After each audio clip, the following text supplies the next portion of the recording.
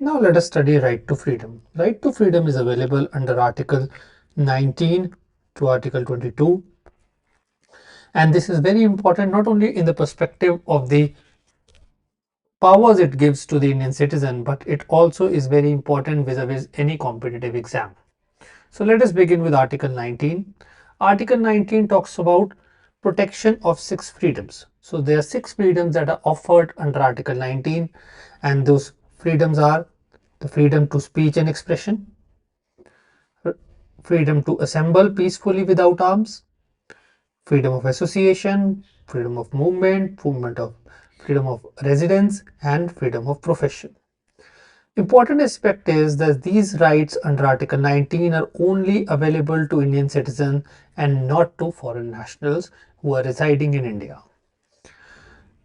There can be a reasonable restriction imposed in the interest of sovereignty, public order, and morality vis-a-vis these rights by the state.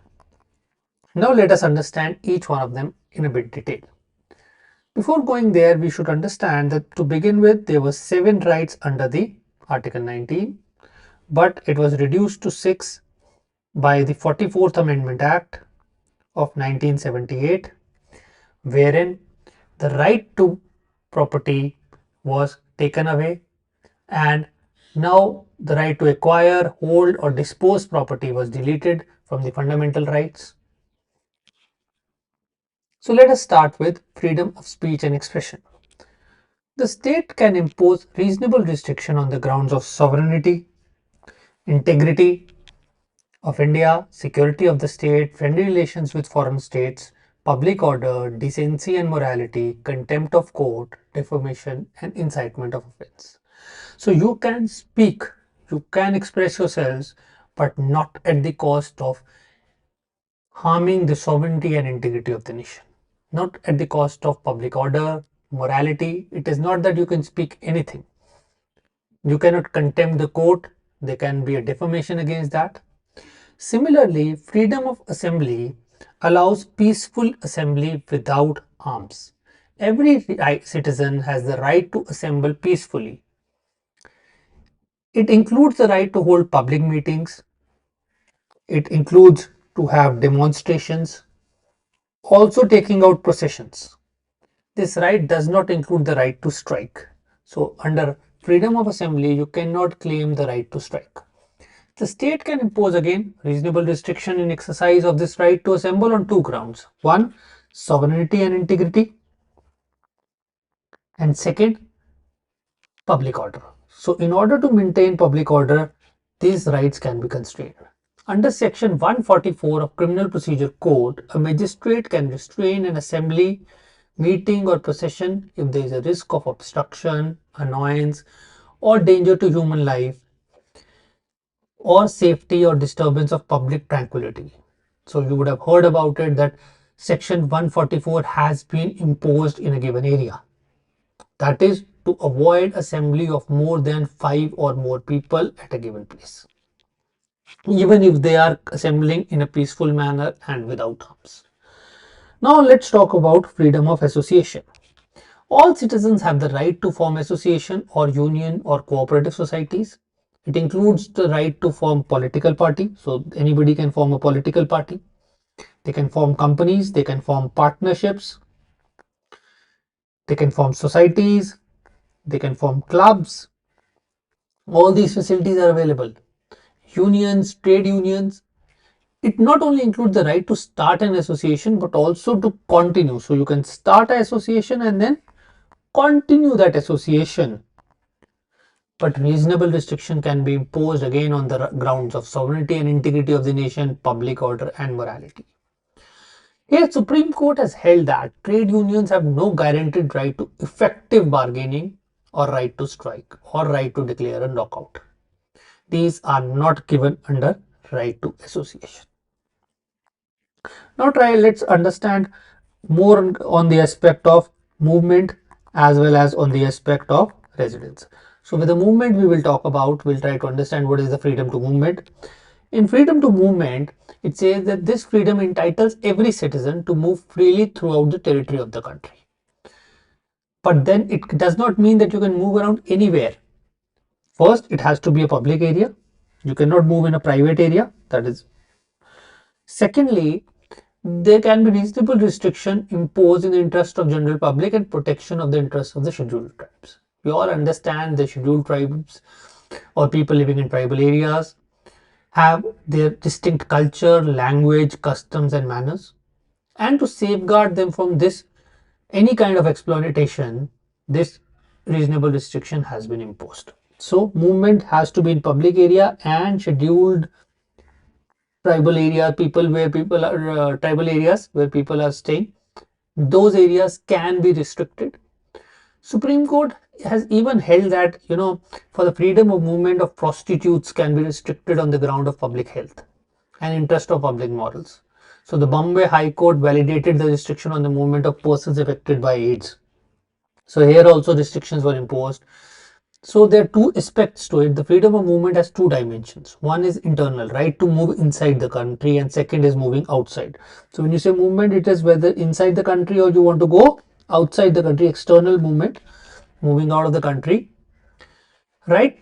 Article 19 protects only the first dimension, that is you can move within the country.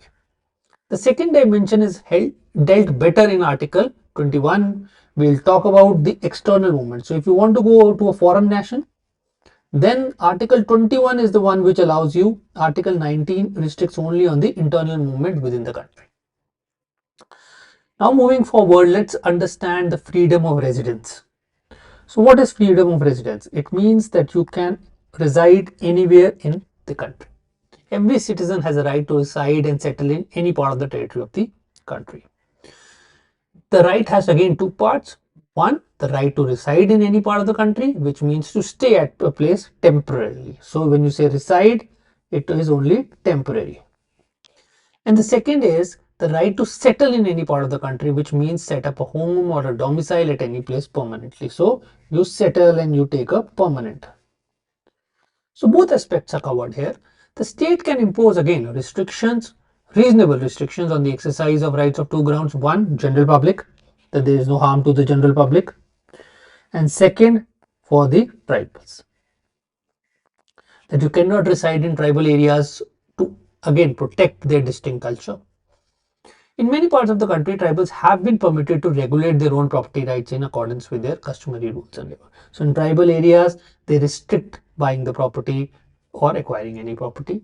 Again, similarly, Supreme Court has upheld that in certain areas, they can ban movement of prostitutes and habitual offenders. They may not allow them residence there. That has also been permitted by Supreme Court. Now moving to freedom of profession. Again, a very important aspect. Can I take any vocation? Yes, you can take any kind of vocation. All citizens are given the right to practice any profession, to carry out any occupation, trade, business. The state can again impose reasonable restriction on the exercise of this right, again in the interest of general public. So in this, two aspects are important. You can take any occupation, trade or business, but then one thing has to be there. You should have the technical or professional qualification there. If you do not have technical or professional qualification, then you cannot exercise that. Then carry on by itself any trade or business, whether to the exclusion of citizen or otherwise. So you can do it, but again, that importance is of the technical or professional competence. This right does not include the right to carry any profession or business which is immoral, like human trafficking. And there cannot also be, there can be areas where government can put licenses. So the licenses are there, you have to follow the licenses. You cannot do immoral activities, calling that I have a right to profession. No, they are reasonable restriction. Suppose there are permits required, you may have to take those permits. So all those are reasonable restrictions imposed by the state. So we understand that Article 19 is available, which offers 6 rights basically. One, to speech and expression, then to assemble somewhere, then to come together as a group, then move, reside and profession. All these 6 rights that are given, that are available only to the citizen, not to the foreign national residing in India.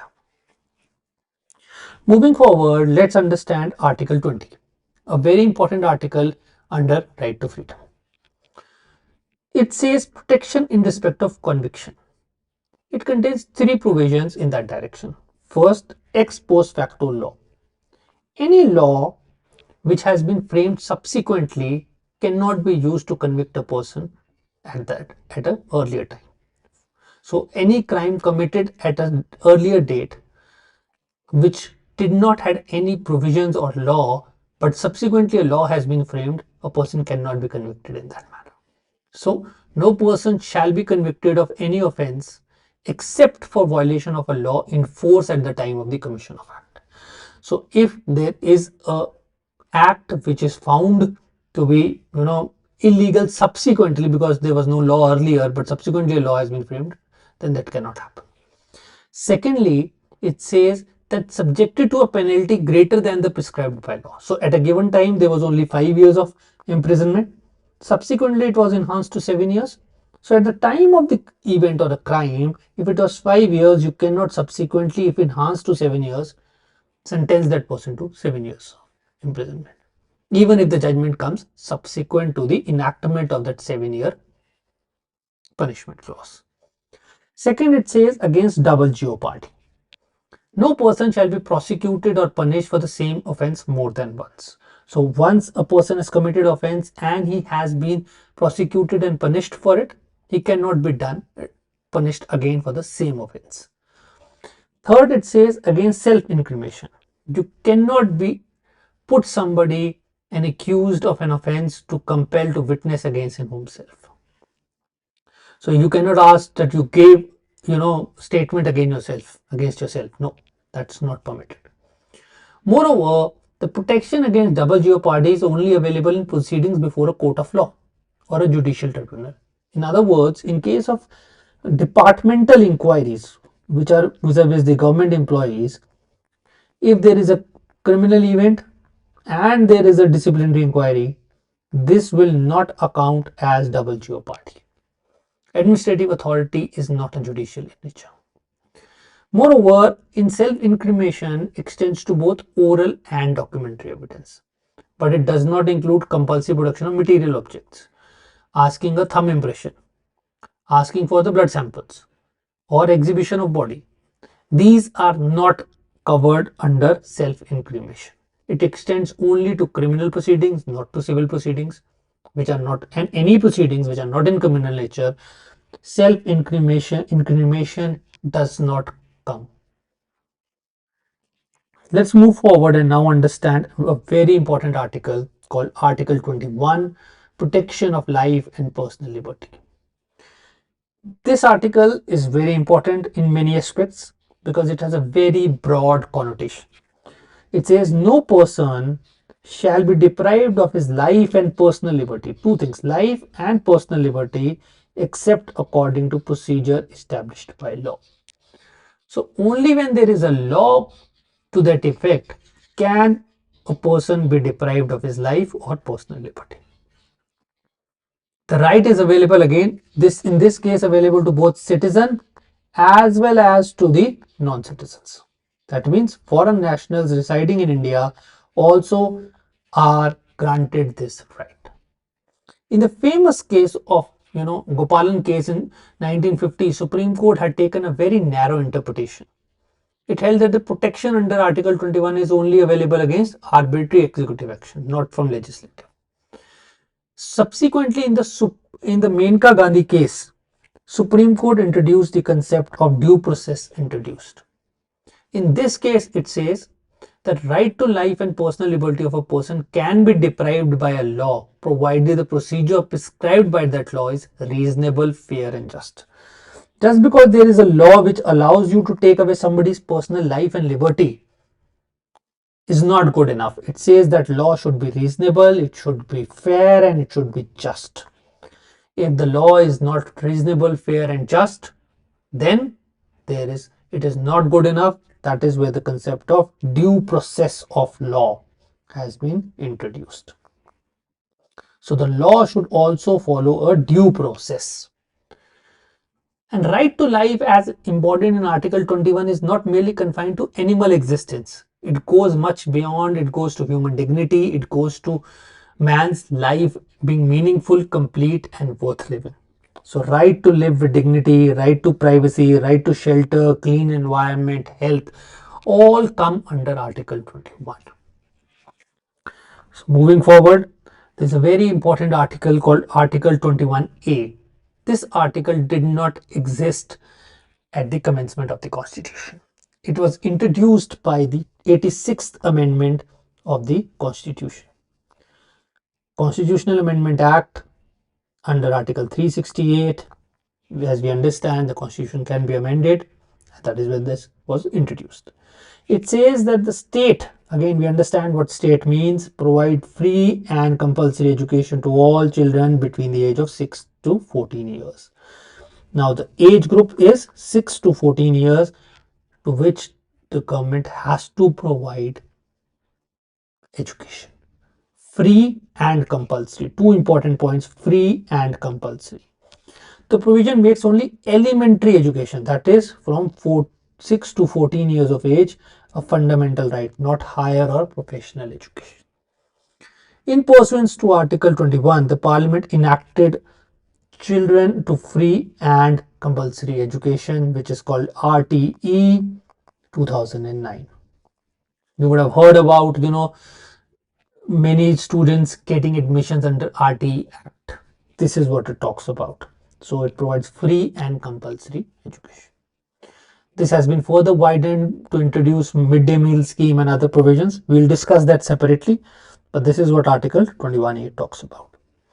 Now coming to the final right under right to freedom. When we talk about right to freedom, we had talked about many aspects of expression. We talked about against conviction, and then we talked about right to life. Now it is against arrest and detention. No arrest and detention can happen, and if it has to happen, it has to happen by a due process. Covers detention under ordinary law and preventive law. Rights under ordinary law means informed of grounds. So somebody is arrested or detained, he has to be informed for what ground. He should be allowed access to a legal practitioner, should be produced before a magistrate within 24 hours, and this excludes the journey time. Remember this, excludes journey time. Preventive detention, which is different. In preventive detention, we have a suspect, or we are suspecting a person to cause some mischief, and thus he has been detained. Maximum 3 months without advisory board, he can be detained. So let's understand it in more detail.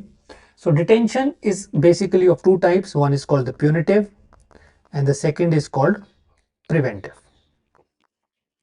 So punitive is when it is in a punishment. Okay, so punitive is to punish a person for an offense committed by him after trial and conviction in a court. So somebody has gone through the trial and he has been convicted, thus leads to this scenario. Whereas preventive is, on the other hand, means detention of a person without trial and any conviction in the court. Its purpose is not to punish a person for a past offense, but to prevent him from committing an offense in near future. Thus, preventive detention is only a precautionary measure and based on suspicion. So, preventive is more on suspicion. The Article 22 deals with the cases of ordinary law and preventive detention law. Following rights on a person who arrests in ordinary law, as I told you, he has to be informed on the grounds which he has been arrested. He should be allowed an access to a legal practitioner. He should be produced before a magistrate within 24 hours. And if he is not produced before a magistrate within 24 hours, he has to be released. These safeguards are not available to any enemy alien. That means a person or a citizen from a country who is enemy to India. The Supreme Court also rules that the arrest and detention in the first part of article do not cover arrest under the order of court, civil arrest, arrest for income tax and deportation. They apply only to criminal and quasi-criminal nature. So it is basically against criminal and quasi-criminal nature. Not if you have been detained because of you have not paid your income tax. There is a provision of detention in that case. That doesn't cover this. Arrested or detained under preventive detention law, detention of a person cannot be exceed 3 months, as we've understood, unless an advisory board reports and there is a sufficient reason for extension. the ground of detention should be communicated, but in case of public interest, that can also be denied. He should be given an opportunity again to represent against the detention orders. So Article 22 also authorizes Parliament to prescribe under what circumstances. So Parliament has that power. What circumstances in which such detention can be allowed, what is the maximum period in which the detention can be allowed, again it's preventive, and what procedure is to be followed in such detention cases. Parliament has exclusive authority to make law on preventive detention, whether it's defense, foreign affairs, or security of India. So both the Parliament as well as the state legislature can concurrently make law on preventive detention for reasons connected with security of state, maintenance of public order, maintenance of supplies. Parliament has exclusive when it talks about, so we'll put it like Parliament has exclusive when it's about defense, foreign affairs, or security. When it is about public order, or it is about maintenance of supplies, in such case it can be both Parliament as well as the state legislature. So this is very important, so that the Article 22, who has the power to make laws in this regard. So this is all about right to freedom,